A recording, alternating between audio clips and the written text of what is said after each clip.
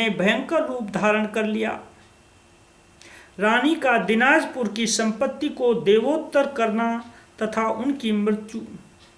यह पहले ही कहा जा चुका है कि 31 मई 1855 ईस्वी बंगला सन 1262 ज्येष्ठ की 18 तारीख को गुरुवार के दिन रानी रासमणी ने दक्षिणेश्वर में देवी प्रतिष्ठा की थी।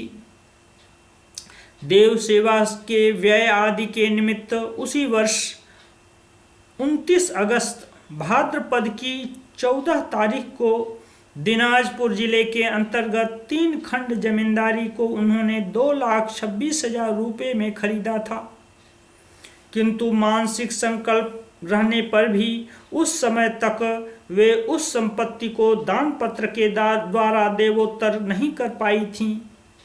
अतः अब अंतिम काल समीप जानकर उस कार्य को करने के लिए वे अत्यंत व्यग्र हो गईं।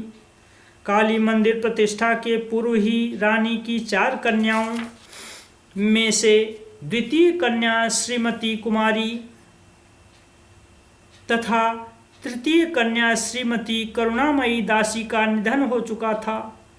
अतः उनकी मृत्युशैया के समीप उनकी बड़ी पुत्री श्रीमती पद्ममणि तथा छोटी पुत्री श्रीमती जगदम्बा दासी ही उपस्थित थीं। दान पत्र तैयार होकर आने के बाद इस संपत्ति के संबंध में आगे चलकर कोई झगड़े न खड़े हों, इस आशंका से रानी ने यह दान पत्र हमें स्वीकार है, इस आशय का सम्मति पत्र लिखकर उस पर अपनी दोनों लड़कियों से हस्ताक्षर कर देने के लिए कहा। श्रीमती जगदम्बा ने उस स्वीकृति पत्र पर अपने हस्ताक्षर कर दिए, किंतु बहुत अनुरोध करने पर भी ज्येष्ठ पुत्री पद्ममणि ने उस पर हस्ताक्षर नहीं किए। इस प्रकार मृत्युशैया पर भी रानी को शांति नहीं मिली।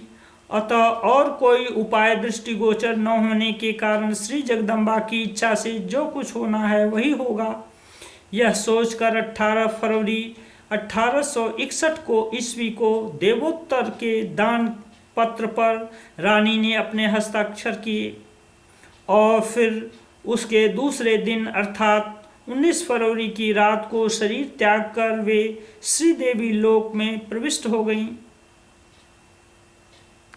शरीर त्याग करते समय रानी को दर्शन प्राप्त होना। श्री रामकृष्ण देव कहते थे कि शरीर छोड़ने के कुछ दिन पूर्व श्री काली घाट स्थित आदिगंगा के तटवर्ती मकान में आकर रानी रासमणी ने निवास किया था। देह त्याग के कुछ समय पूर्व जब उन्हें गंगा गर्भ में लाया गया था, तब अपने सम्मुख प्रज्वलित अनेक दीपों को देखकर सहसा वे कह उठी थीं, ये सब दीपक यहाँ से हटा लो, यह रोशनी अब अच्छी नहीं मालूम होती।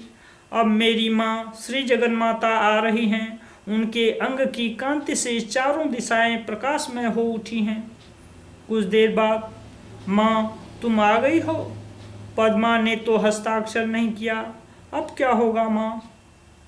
उनकी इस बात का उत्तर प्रदान कर ही मानो चारों ओर से श्रृगाल चिल्ला उठे। इन बातों को कहकर ही शांत होकर पुण्यशालिनी रानी माँ की गोद में महासमाधि में लीन हो गई। उस समय रात्रि का द्वितीय प्रहर बीत चुका था। रानी ने मृत्यु के समय जो आशंका की थी, आखिर में वही हुआ।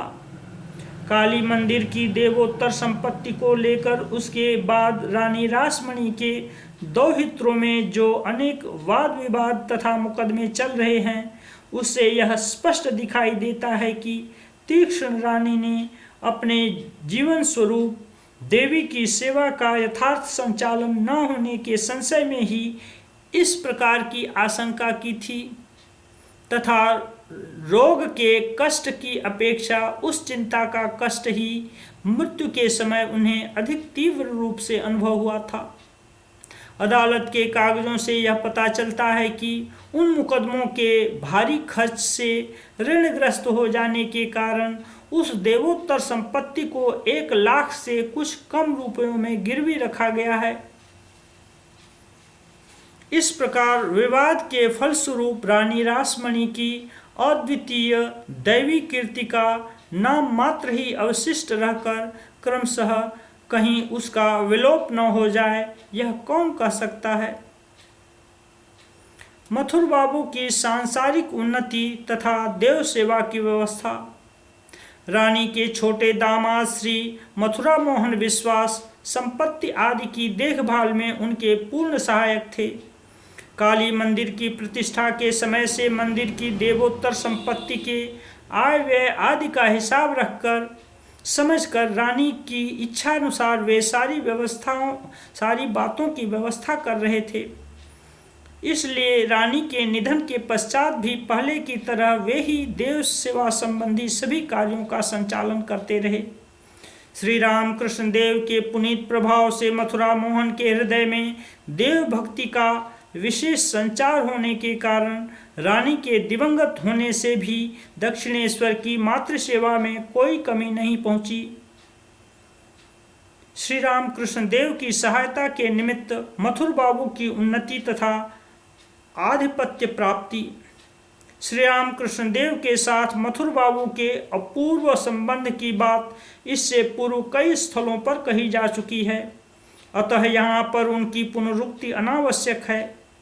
इतना ही कहना पर्याप्त होगा कि श्री राम कृष्ण देव के जीवन में दीर्घ काल व्यापी तंत्रोक्त साधन समूह अनुष्ठित होने से पूर्व ही रानी रासमणि का स्वर्गवास तथा काली मंदिर संबंधी समस्त विषयों में मथुरा मोहन का एकाधिपत्य होने के कारण भक्तिमान मथुर बाबू को इस संबंध में उन्हें सहायता प्रदान करने का विशेष अवसर प्राप्त हुआ था।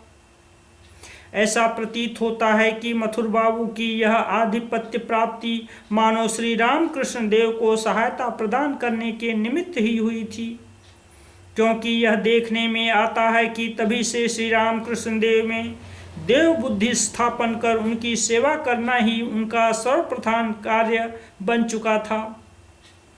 दीर्घ काल तक समान रूप से किसी व्यक्ति में विश्वास स्थापित कर उच्च भाव के सहारे जीवन व्यतीत करना केवल ईश्वर कृपा से ही संभव है। अतः रानी की अतुल संपत्ति का एकाधिकार प्राप्त करने के पश्चात विपथगामी न होकर श्री रामकृष्ण देव के प्रति मथुरा मोहन का दिनों दिन अधिक विश्वास उत्पन्न होना तथा सतत 11 वर्ष तक उनकी सेवा में अपने को समान रूप से नियुक्त रखना निस्संदेह उनके परम सौभाग्य का द्योतक है।